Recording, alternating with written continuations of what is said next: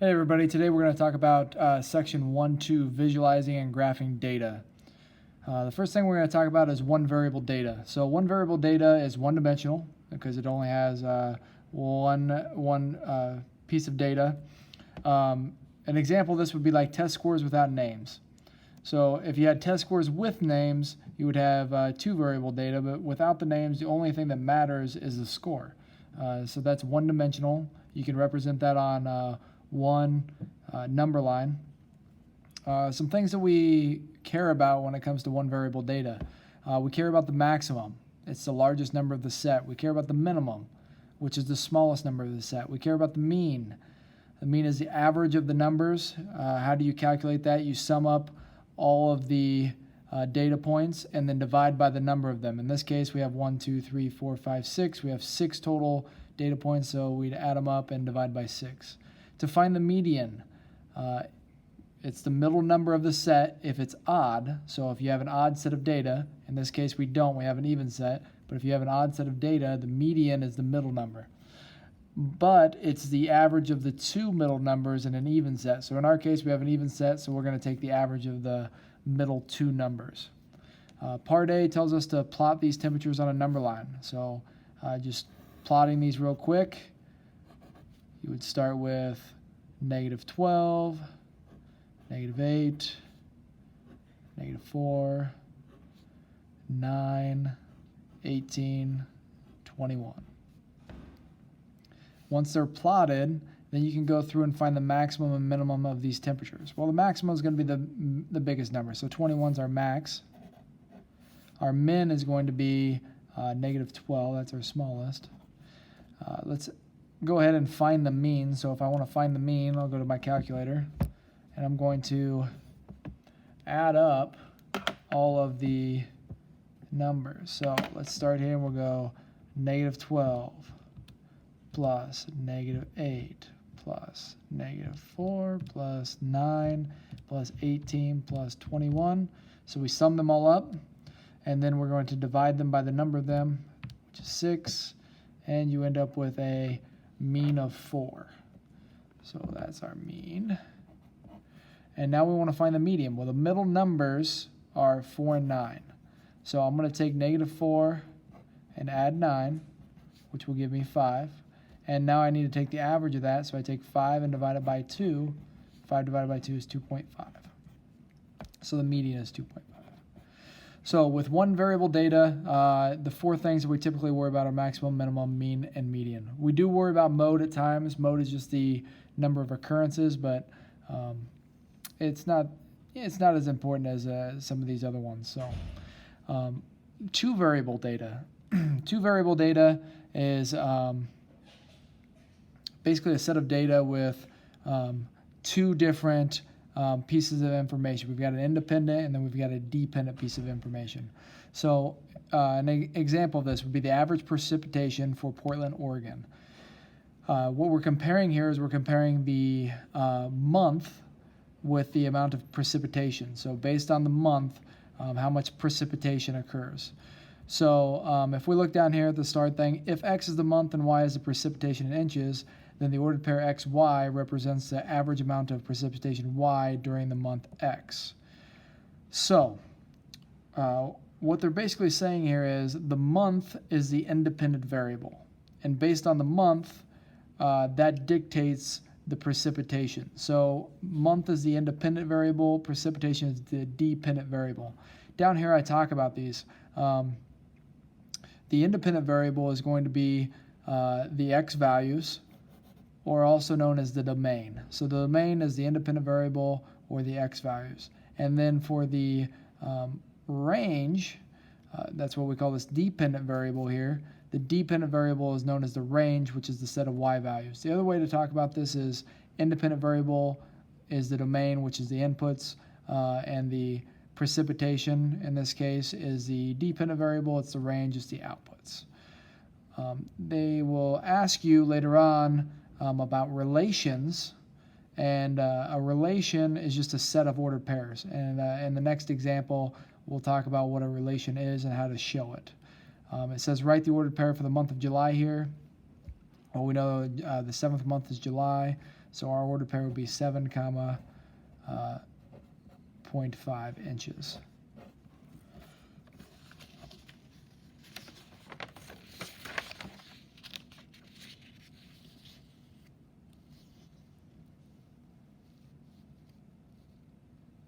In our next example, they give us a physics class measure the time y that it takes for an object to fall x feet.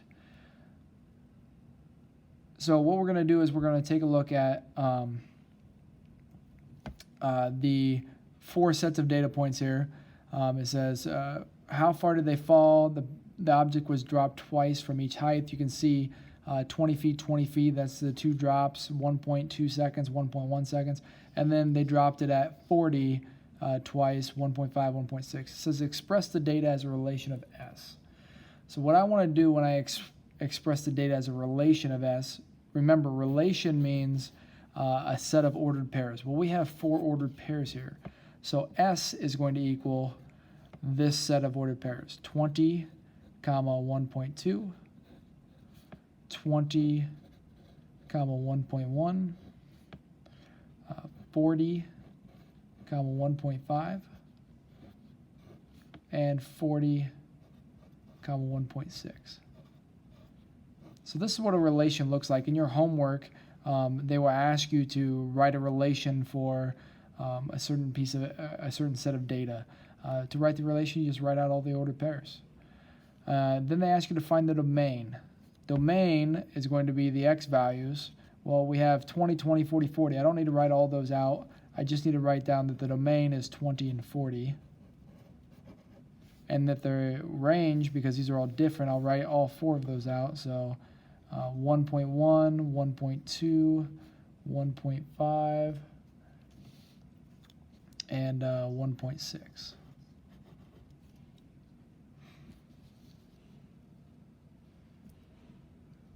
Now let's talk about the Cartesian coordinate system. So the Cartesian coordinate system is a coordinate system that specifies each point uniquely in a plane by a pair of numerical coordinates, which are assigned distances to the point from the 2 fixed perpendicular directed lines measured in the same unit of length. Okay, that was a big long paragraph. All they're saying is the Cartesian coordinate system is basically it's a graph made up of coordinates. It's got a horizontal distance and a vertical distance, or horizontal line and a vertical line that is 2-dimensional. So you've got a horizontal and a vertical, and it's made up of a bunch of ordered pairs. And then you've got quadrant 1, which is northeast, quadrant 2, which is northwest, quadrant 3, which is southwest, and quadrant 4, which is southeast. And you can see that on our Cartesian coordinate system, or what they call it a coordinate plane, you can obviously plot points. So this is nothing new to you.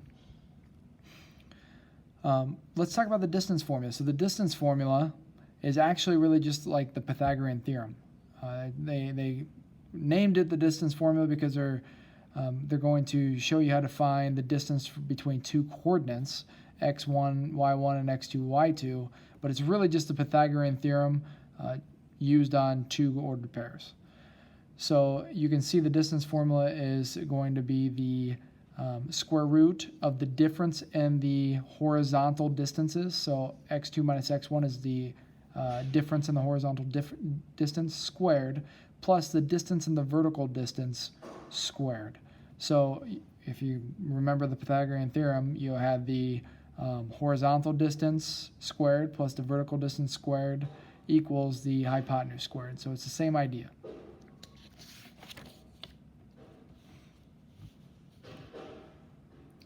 So now let's use the distance formula to find the length of D. The first thing I'm going to do is I'm going to show you why this is just like the Pythagorean theorem. So if I draw a line here and a line here,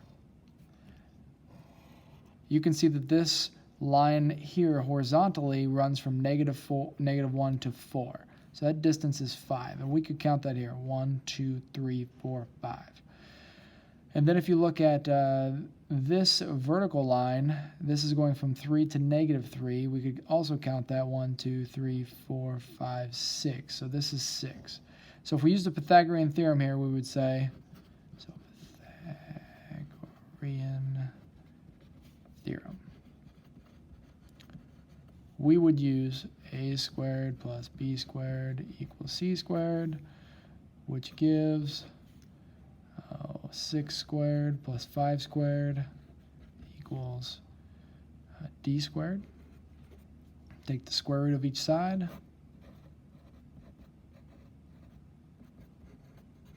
That's square root of 61. Oop. Didn't need the squared on this one. After I square rooted each side. And the square root of 61 should give you 7.81. So that's using the Pythagorean theorem. Now let's apply this to the distance formula. We know the distance formula to be the square root of x2 minus x1 squared plus y2 minus y1 squared. Let's name -1. This is x1, x1, y1, and this one is x2, y2. So we'll start with the x's. We're going to take in here, we're going to go 4 minus, and then we've got -1 squared plus y2, which is -3 minus 3. That's got to be squared. And don't forget, we got to take the square root. You'll see that you end up with d equals, that will give you 5 squared plus -6 squared.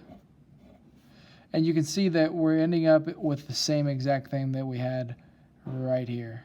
So these two things are the same. So we'll end up with d equals 7.81. And hopefully that helps you understand that the distance formula is really just the Pythagorean theorem, but it's for 2 coordinates. Its use is best with 2 coordinates.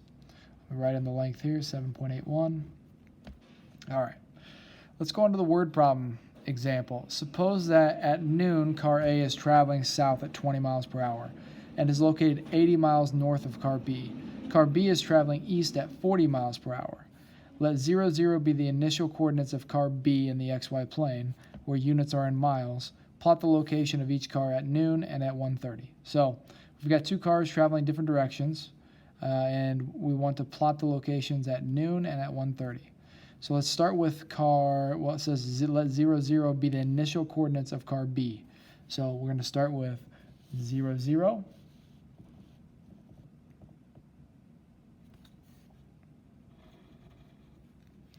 We're going to call this 0, 0. This is car B, and that's car B at noon.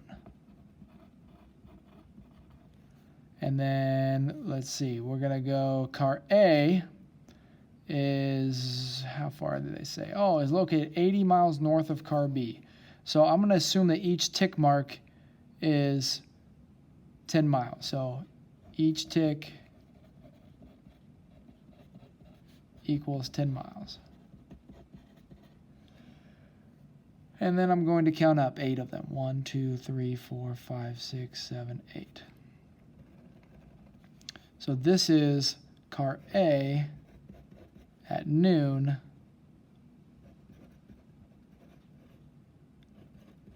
and they are at 0, 80. So now I'm going to look at the other information they gave us. So a car, let's see, car A is traveling south at 20 miles per hour. They go for an hour and a half. So if car A is going south at 20 miles per hour and you go for an hour and a half, well, that's 20 miles for the first hour, and you go a half hour, so that's 10 more.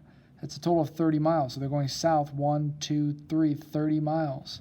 So car A is now right there, and that is at, let's see, 0, 50. This is car A, 130. Car B is traveling at 40 miles per hour east. So if you go 40 miles in 1 hour and you're going an hour and a half, so 40, half hour is going to be half of that, so it's 20, so 40 and 20 is 60. So we're going to go 1, 2, 3, 4, 5, 6, and there's our car B at, let's see, 60, comma 0, and this is at 130. So we want to know, in the next part it says approximate the distance between the cars at 130. So we're going to draw a line between the 130s, and I want to know what that distance is. I've got 0, 50, and 60, 0. So I'm going to bring up the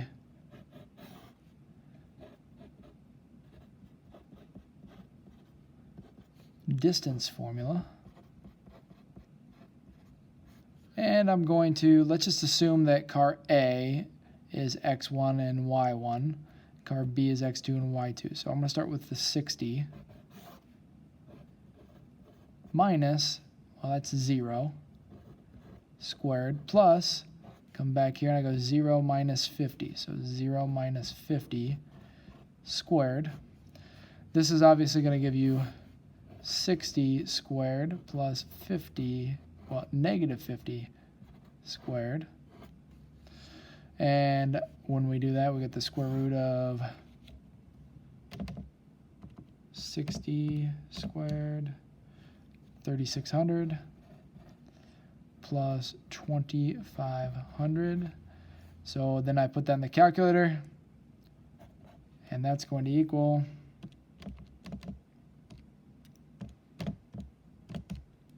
78.1 miles. So after an hour and a half of travel, because they're going different directions, they are now only 78.1 miles apart, and originally they were 80 miles apart, so that's a difference of 1.9 miles. And that's, that didn't change a whole lot, but that's because they were going opposite directions. Eventually that would change quite a bit. So what if you've got a girlfriend who's in car A and a boyfriend who's in car B, and you want to find the midpoint? Because you want to meet up for lunch, and you don't want one person to drive farther than the other. So if you want to find the midpoint, you would use the midpoint formula. And the midpoint formula will probably put you in the middle of a cornfield, I'd imagine. But if you tried to find a city that's nearest to the midpoint, that'd probably be best. But to use the midpoint formula, it's pretty simple. You take the x values, add them up, divide by 2. That'll give you the midpoint in the horizontal. And then if you want the vertical midpoint, you add up the y values and divide by 2, and that'll give you the middle of the vertical. Common situation here that you might use it. Let's say in 1995, the average cost of tuition and fees at a public college and universities was about $4,000. Whereas in 2005, it was $6,000. So 1995 was $4,000, 2005 is $6,000. What if you wanted to estimate what it was in 2000? Well, what you can do is you can take the 4,000 and 6,000, add it up, divide by 2, and that's how you get your $5,000 amount. So roughly halfway in between 1995 and 2005, which is 2000, would be about $5,000. So that's how we can use the midpoint formula. Let's use it in the next problem.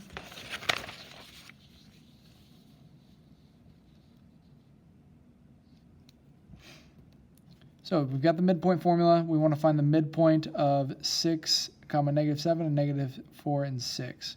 So the first thing I'm going to do is I'm going to plot those points. So 6, 1, 2, 3, 4, 5, 6, 7. So I'm plotting those points. Negative 4, 6, 1, 2, 3, 4, 1, 2, 3, 4, 5, 6.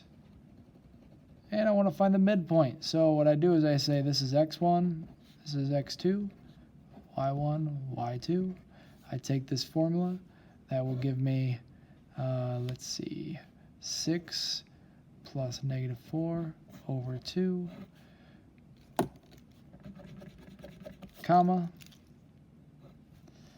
negative 7 plus 6 over 2, which gives you 2 over 2, comma, negative 1 over 2, which gives you 1, comma, negative 0.5. I can graph that here. 1 comma negative 0.5. And as you can see, when I draw a straight line, that is exactly in the middle. So that's how the midpoint formula works. It's pretty handy. Okay, now let's look at the distance formula to circles. A circle consists of a set of points in a plane that are equidistant from a fixed point. The distance is called the radius of the circle, and the fixed point is called the center. Okay, so they're just kind of explaining to you what a circle is made up of. This is the important part. If we let the center of the circle be HK, so I'm going to draw a circle, and I'm going to put the center here. And we're going to call this HK.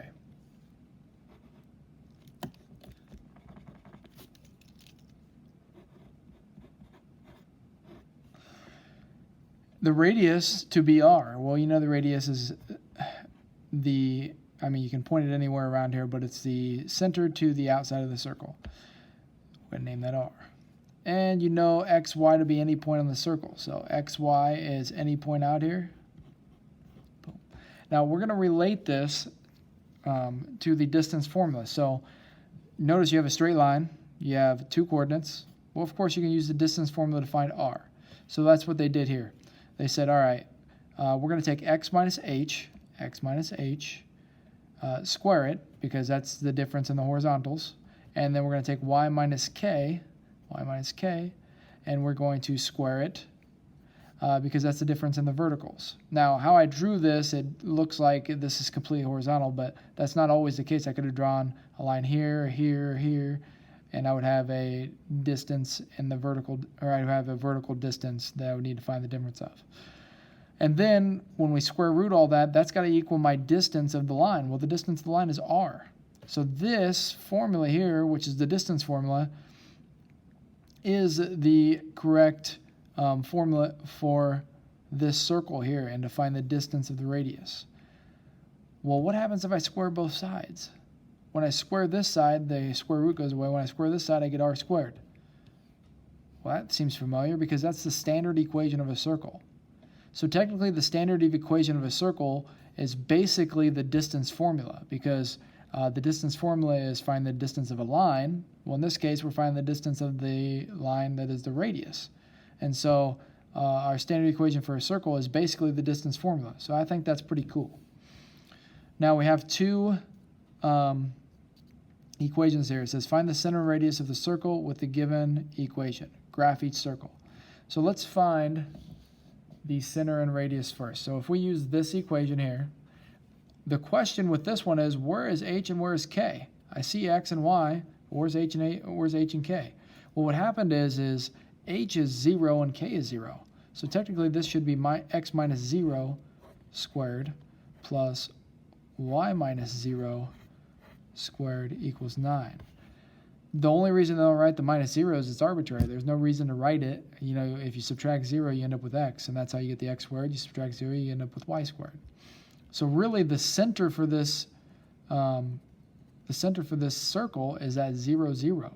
Remember, because hk is the center of our circle. So 0, 0 is the center. Now I need to find the radius. Well, 9 is r squared. So if r squared equals 9, then r is going to be the square root of each side. So I square root each side, and I end up with r equals 3. So my center is 0, 0, and r is 3. So I'm going to flip this over for a second, and I'm going to put the center at 0, 0. So 0, 0, r equals 3. 1, 2, 3, 1, 2, 3, 1, 2, 3, 1, 2, 3. Draw the circle. And that's our circle. Now I'm going to go back and look at this equation for the circle, and we have x minus 1 squared plus y plus 2 squared. So this 1, if it's minus in the original equation, if there's a subtraction in the original equation, and it's still subtraction, then you actually plugged in a 1 for h. So h is the x term, so 1 is the initial part of the coordinate. This is what h would be. So then if you have a positive 2 and you started with minus k, this is actually a negative 2 that was plugged in here. That's how it became a plus. If you switch signs, you must have plugged in a negative. So 1, negative 2 is the center of that circle. Again, 4 is r squared, so r squared equals 4. So if we square root each side, we end up with r equals 2. So our center and radius, center is 1 comma negative 2, and the radius is 2. So let's go back here, and we can go 1, what did I say, 1, negative 2, right there at the top. 1 comma negative 2, and we had a radius of 2, 1, negative 2, radius of 2 in all directions, and draw the circle. And there's our graph. Final two of the lesson are find the equation of the circle that satisfies the conditions and graph each circle. So let's find the equation of the circle that satisfies the conditions. Well, we have a radius of 4 and a center of negative 3, 5. Let's kind of write this underneath here where I have a little bit more room. But the equation for a circle, if you remember from what we just did, is r squared equals the square root of x minus h squared plus y minus k squared. So if I have a center of negative 3 and 5, this is h, this is k. So that's h and k.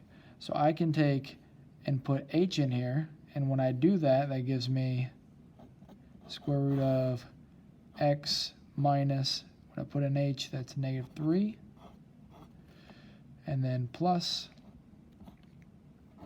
y minus 5 squared. And then I can take the radius, so if this is the radius and I have radius squared here, I can put 4 in here and have 4 squared. So my equation then would be 16 equals square root of x plus 3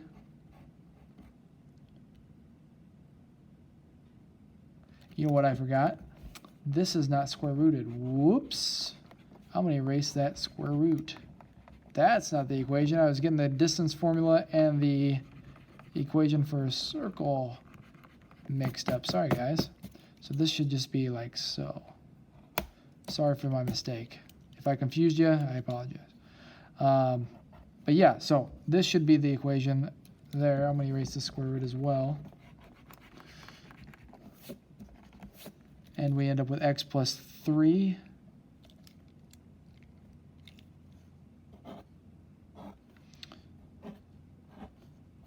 squared and plus y minus 5 squared. And so we can check back to make sure that's correct, right? That's the equation, the general equation. So I ended up with something like this, which makes perfect sense. Which makes perfect sense.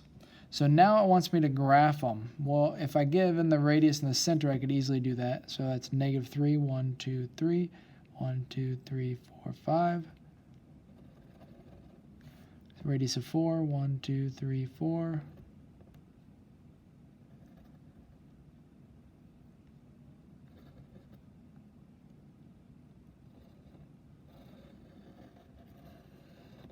There we go. And then we want the center to is 6, negative 3, and with the point 1, 2 on the circle. So in this case, they give us 2 points. So I can graph that really quick. Let's go 6, negative 3 is the center. So 1, 2, 3, 4, 5, 6. Negative 3, 1, 2, 3. And then 1, 2 on the circle. So let's go 1, 2 there. And now we need to figure out, all right, so based on our equations that we're given, can we find what the radius is? Because we really need the radius for this to work. So let's go through and we'll say radius squared equals x minus h squared plus y minus k squared. Well, they give me the center and they give me a point, so I can plug in information for all of these. So if r squared equals, let's see, this is my x and this is my y, this is my h, and this is k. So x comes in first, 1 minus 6 squared, 6 is h, and then I have 2 minus negative 3 squared. So I end up with r squared equals negative 5 squared plus 5 squared, which will end up giving me r squared equals 25 plus 25. So it's r squared equals 50. So now I can square root each side, and that gives me r equals the square root of 50 is 7.1. So the radius is roughly 7.1. So if we've got this out there and we went 7.1 over 1, 2, 3, 4, 5, 6, 7.1. Go down here, 7.1, 1, 2, 3, 4, 5, 6, 7.1. This is kind of a tough one to draw, but you would have a circle that would look something like that. So that's 7.2, lesson 7.2. Hopefully you learned quite a bit, and then you can ask me questions tomorrow.